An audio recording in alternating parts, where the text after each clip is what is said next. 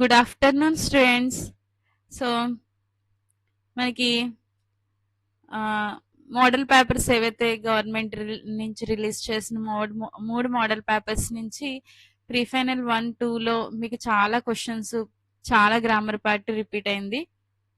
అందులో కాకుండా ఇంకొక కొన్ని కొన్ని కొత్త క్వశ్చన్స్, కొత్త బిట్స్ నాకు అక్కడక్కడ కనిపించాయి. సో మీకు ఇది కూడా యూస్ఫుల్ అవుతుందని నేను ఇది కూడా పెట్టాను. ఒకసారి ఇది కూడా ఒకసారి చూసుకోండి. సో ఫస్ట్ బిట్ వచ్చేసి అందేరా, దానికి ఆన్సర్ అంధకార్. నెక్స్ట్ గోవింద్, మీరా గోవింద్ కి లీలాయి గాతి హే, సో దాని ఆన్సర్ వచ్చేసి గాతి. తర్వాత 1964 అంటే 64, 1900. సో ఇలా చూసుకుంటే మీకు అర్థమవుతుంది. 1964 మేఖలాకార్ డాష్ పర్వత్ అపార్ హే, ఆన్సర్ వచ్చేసి కే. నెక్స్ట్ కంపెనీ భాగ్ మే లోగ్ సుబహ్ షామ్ ఆతే హే, సుబహ్ షామ్ అనేది ద్వంద్వ సమాస్ అవుతుంది. తర్వాత హిమాలయ్, దాని ఆన్సర్ వచ్చేసి హిమ్ ప్లస్ ఆలే.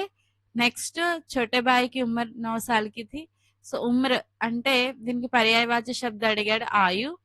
నెక్స్ట్ ఆజ్ కా దిన్ తో అమర్ హే, అమర్ లో ఉపసర్గ్ ఆ, ఉపసర్గ్ అంటే ప్రిఫిక్స్ కదా. సో శక్తిశాలి, సో శాలి ప్రత్యయ అడిగాడు, సో శాలి అవుతుంది. నెక్స్ట్ ఆద్మీ చాయ్ పీతా హే, ఇక్కడ లింగ్ మార్చమని అడిగాడు. ఇది సింగులర్ లో ఉంది కాబట్టి మనం సింగులర్ లోనే మార్చాలి. ఔరత్ చాయ్ పీతీ హే. నెక్స్ట్ రామ్ చిత్ర దేఖ్తా హే, సో ఆన్సర్ వచ్చేసి భవిష్యత్ కాల్ రామ్ చిత్ర దేఖేగా. మై ఖేల్తా హే శుద్ధ రూప్, ఇది మై ఖేల్తా హూ, మై వచ్చింది కాబట్టి హూ తప్పకుండా రావాలి. నెక్స్ట్ క్వశ్చన్స్ చూడండి. సో స్పీడ్గా ఈ పారాగ్రాఫ్ కూడా చదువుతాను. अंडमान द्वीप समूह का अंतिम लिटिल द्वीप है लिटिल अंडमान। यह पोर्ट ब्लेयर से लगभग 100 किलोमीटर दूर स्थित है। इसके बाद निकोबार द्वीप समूह की श्रृंखला आरंभ होती है, जो निकोबारी जनजाति के आदिम संस्कृति के केंद्र है। निकोबारी द्वीप समूह का पहले द्वीप समूह द्वीप कार निकोबार, जो लिटिल अंडमान से 96 किलोमीटर दूर है। సో ఫస్ట్ అండమాన్ ద్వీప్ సమూహ కా అంతిమ దక్షిణీ ద్వీప్ కౌన్ సా హై, సో ఇక్కడ చూడండి అండమాన్ ద్వీప్ సమూహ కా అంతిమ దక్షిణీ ద్వీప్ హై లిటిల్ अंडमान, ఇది first answer. Next little Andaman port Blair से कितनी दूरी पर है, సో यह पोर्ट ब्लेयर से लगभग 100 किलोमीटर दूर स्थित है, సో ఇది ఆన్సర్ అవుతుంది. లిటిల్ अंडमान के बाद किस द्वीप समूह की श्रृंखला होती है, तो इसके बाद అంటే లిటిల్ अंडमान के बाद అని అర్థం. निकोबार द्वीप समूह की श्रृंखला आरंभ होती है. नेक्स्ट निकोबार द्वीप समूह का पहला द्वीप कौन सा है, చూడండి निकोबार द्वीप समूह का पहला द्वीप कार निकोबार है, ఇక్కడ కార్ ఉంది, కార్ निकोबार है. उपरोक्त पद्यांश किस पाठ से दिया गया है, तांतारो वामिरो कथा. नेक्स्ट सुबह शाम कंपनी बाग में आते हैं बहुत से सैलानी, उन्हें बताती है तो कि मैं बड़ी जबर उड़ा दिए थे मैंने अच्छे अच्छे सुरमाओं के धज्जे अपने జమానే में. చూసారు కదా మీ మోడల్ పేపర్స్ లో కూడా ఇది ఉంది. సో అయినా కొన్ని క్వశ్చన్స్ మారాయి కాబట్టి నేను మళ్ళీ పెడుతున్నాను. ఫస్ట్ చూడండి, ఫస్ట్ క్వశ్చన్ వచ్చేసి కంపెనీ బాగ్ మే కౌన్ ఆతే హే, సో బహుత్ సే సైలానీ అంటే విజిటర్స్. నెక్స్ట్ కంపెనీ బాగ్ మే సైలానీ కబ్ ఆతే హే, ఎప్పుడు వస్తారని అడిగాడు, ఇది కొంచెం క్వశ్చన్ మార్చాడు. సుభాష్ షామ్. తర్వాత కంపెనీ బాగ్ में सैलानी किसे అంటే ఎవరిని చూడడానికి వస్తారు, దేఖ్నే ఆతే హే. సో తోప్ క్వశ్చన్ బాగా అర్థం చేసుకుని అటెంప్ట్ చేయండి. फोर्थ वन इज तोप ने अपने जमाने में किसके धज्जे उड़ाए हैं, अच्छे अच्छे सुरमाओं के धज्जे. నెక్స్ట్ వచ్చేసి उपरोक्त पद्यांश किस कविता से लिया गया है, సో తోప్ ఇది. నెక్స్ట్ చూడండి, ఇవైతే ఈజీగానే మీరు ఆప్షన్స్ ఉంటాయి కాబట్టి మీకు పారాగ్రాఫ్లు ఈజీగా మీకు ఉంటాయి, సో ఆన్సర్ చేయొచ్చు. ఓకే, ఇక్కడ మళ్ళీ చూడండి, కిసి కవిత కే బారే మే 4 పంక్తియోं में लिखिए. కబీర్ దాస్ మీకు యాక్చువల్ గా మోడల్ పేపర్స్ లో అయితే కబీర్ దాస్, మైథిలి శరణ్ గుప్త ప్రతి దాంట్లో రిపీట్ చేశాడు. మీకు ప్రీ ఫైనల్ 1 వచ్చేసరికి ఓన్లీ కబీర్ దాసే ఇచ్చాడు, దానికి వేరే ఆప్షన్ సుమిత్రానందన్ పంత్ ఇచ్చాడు, అందుకే 2 చదవండి ఆప్షన్స్ లేకుండా అని చెప్పింది. సో కబీర్ దాస్ ఇచ్చాడు కాబట్టి మీరు ఒకవేళ చదువుకునుంటే ఈజీగా మీకు వేరే ఆప్షన్ 2 చదువుకునుంటే ఆ రెండిట్లకి ఒకటి ఇచ్చి వేరే ఆప్షన్ ఇచ్చినా ఈజీగా మీరు అటెంప్ట్ చేయగలరు. సో ఇది సుమిత్రానందన్ ఇది కబీర్ దాస్, ఈజీగా రాయొచ్చు. నెక్స్ట్ వచ్చేసి सीताराम सक्सेरिया स्वतंत्रता सेनानी, समाज सेवी तथा व्यापारी रहे. उनका जन्म राजस्थान के नवलगढ़ में नामक स्थान. उनका जन्म 1892 में राजस्थान के नवलगढ़ नामक स्थान पर हुआ। उन्होंने महात्मा गांधी के आह्वान पर स्वतंत्रता आंदोलन में भाग लिया। वे रविंद्रनाथ ठाकुर के नजदीक रहे। 1962 में भारत सरकार ने उन्हें पद्मश्री से सम्मानित किया। सीताराम सक्सेरिया को विद्यालय शिक्षा पाने का अवसर नहीं मिला। स्वाध्याय से ही पढ़ना लिखना सीखा। स्मृति किरण, मन की बात, कार्यकर्ता की डायरी उनकी उल्लेखनीय कृतियां है। ఓకేనా? సో క్వశ్చన్స్ చూద్దాం. చూడండి, సీతారాం సెక్సేరియా का जन्म डैश को हुआ. సో 1892లో. సో కొన్నిసార్లు ప్రాంతం కూడా అడుగుతున్నాడు. మీకు ఇన్ కేస్ కన్ఫ్యూజన్ ఉంటే 1982 మే రాజస్థాన్ కి నవల్గఢ్ అని రాసేయండి. సో ఖచ్చితంగా మీకు ఆ బిట్ వస్తుంది, అంటే ఆ బిట్ లో మీకు మార్క్ వస్తుంది. నెక్స్ట్ చూడండి, సీతారాం సెక్సేరియా డాష్ కి ఆహ్వాన్ పర్ స్వతంత్రత ఆందోళన మే భాగ్ లియా. సో మహాత్మా గాంధీ యొక్క ఆహ్వానంగా కారణంగా మహాత్మా గాంధీ ఆన్సర్ వచ్చేసి. నెక్స్ట్, సీతారాం సెక్సేరియా को డాష్ శిక్ష పానే కా అవసర్ నహీ మిలా. విద్యాలయ శిక్ష. సో ఆన్సర్స్ ముందు వెనక ఉండొచ్చు, కొంచెం గమనించి కొంచెం అబ్జర్వ్ చేసి రాయండి. తర్వాత చూడండి, उन्हें 1962 में भारत सरकार ने डैश से सम्मानित किया. సో ఇది వచ్చేసి उन्हें పద్మశ్రీ से सम्मानित किया. నెక్స్ట్, సీతారాం కి కృతియా డాష్ డాష్ అంటే ఆయన రాసినవి.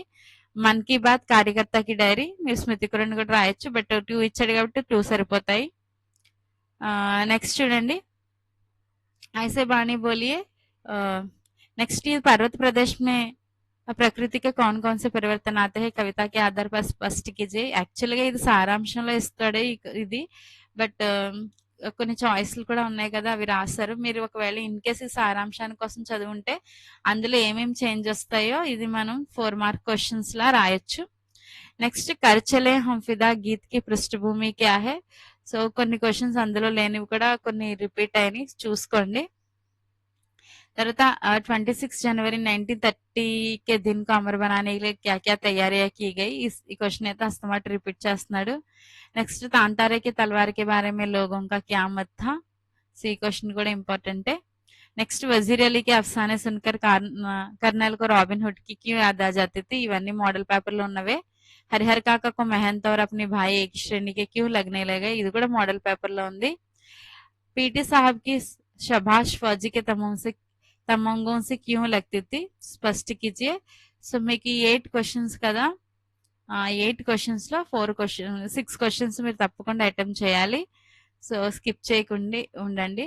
అట్లీస్ట్ ఇలాంటివి ఏవైతే కవితలు ఉన్నాయో దోహే, సో అందులో మీరు జస్ట్ పాఠ్ కా నామ్ ఒకటి, తర్వాత కవి కా నామ్ కూడా రాస్తే ఇది చూడడానికి చక్కగా కొంచెం 4 లైన్లు కనిపిస్తుంది, ఫుల్ మార్క్స్ పడతాయి, చూసుకోవాలి. తర్వాత వచ్చేసి చూడండి, ఇక్కడ మీరాకే పదం కా భావ్ క్యా హై. యాక్చువల్ గా అయితే మనకి మోడల్ పేపర్ లో ఎప్పుడు మీరా కా పద్దు, తర్వాత పర్వత్ ప్రదేశ్ మే ఇచ్చాడు పావస్. బట్ స్టూడెంట్స్ ఆ 2 చదివేరేలో ఇది ఒక టెస్ట్ చేశాడు. ఒక్కటే ఇక్కడ మీరాకే పద్దులు అందులోంచి సారాంశంలో ఇచ్చింది ఒకటే ఇచ్చాడు. దీనికి వేరే ఆప్షన్ ఇక్కడ మనుష్యత మార్చాడు. సో ఇన్ కేస్ మీరు ఈ మనుషదాలను క్వశ్చన్స్ చదివింటే దాన్ని కొంచెం భావం వచ్చేలాగా మీరు సారాంశం ఇది చదివేస్తుంటే ఓకే, లేదు అనుకుంటే అలా వస్తే మీకు సారాంశం లాగా దాన్ని మీరు క్రియేట్ చేసి రాయొచ్చు మీరు. సో మీకు దానికి రిలేటెడ్ చదువుంటే ఇవన్నీ కొన్ని మార్క్స్ అయితే తప్పకుండా ఇస్తాడు మీకు. किसी एक प्रश्न का उत्तर 8 पंक्तियों में लिखिए. సో ఇక్కడ बड़े भाई साहब के स्वभावगत విశేషతాओं को बड़े भाई साहब के पाठ के द्वारा स्पष्ट कीजिए. సో ఆయన స్వభావం ఎలా ఉండేది, ఆయన నేచర్ ఎలా ఉండేది, ఆయన నేచర్ యొక్క స్పెషాలిటీస్ ఏంటనేవి మీరు రాయమని అంటున్నాడు. తర్వాత చూడండి, ఎప్పుడు జైన్కి దేని ఇస్తాడు, ఇక్కడ గిన్నికా సోనా ఇచ్చాడు. సో ఇలాంటి టైంలో మీరు బడే భాయ్ సాహబ్ చదువునుంటే అందుకే మీకు మోడల్ పేపర్స్ లో ఇచ్చిన అన్ని చదవమనేది. సో అది చదువుంటే మీకు ఇది గిన్నికా సోనా మీరు ఈజీగా స్కిప్ చేయొచ్చు. తర్వాత వచ్చేసి ఏక్ దిన్ एक प्रश्न का उत्तर दीजिए. ఇక్కడ ఫస్ట్ లెటర్ వచ్చేసి చూడండి, 3 दिन की छुट्टी मांगते हुए ప్రధానాధ్యాపక के पत्र लिखिए.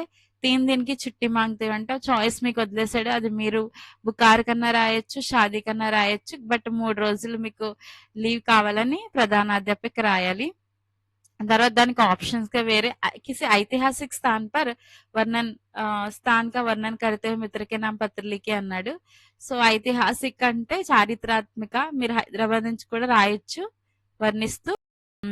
సో కిసి ఐతిహాసిక్ స్థానిక వర్ణన అంటే మీరు హైదరాబాద్ గురించి రాస్తూ మీ ఫ్రెండ్కి రాయొచ్చు. నెక్స్ట్ వచ్చేసి చూడండి, నిబంధనలో మీకు 4 ఇచ్చాడు. స్వచ్ఛ భారత్, విద్యార్థి అనుశాసన్, ప్రియ త్యోహార్, కంప్యూటర్. ముఖ్యంగా అయితే ఈ మూడు బాగా రిపీట్ అవుతున్నాయి. నేనైతే ఈ 3 చదివితే సరిపోతుందని అంటారు. ఇంకెవరికైనా భయంగా ఉంటే పుస్తకాలయో స్వచ్ఛ భారత్ చదువుకోండి. బట్ ఈ 3 అయితే సరిపోతాయని నా అభిప్రాయం. Okay okay students, all the best for your exams. Thank you so much for watching.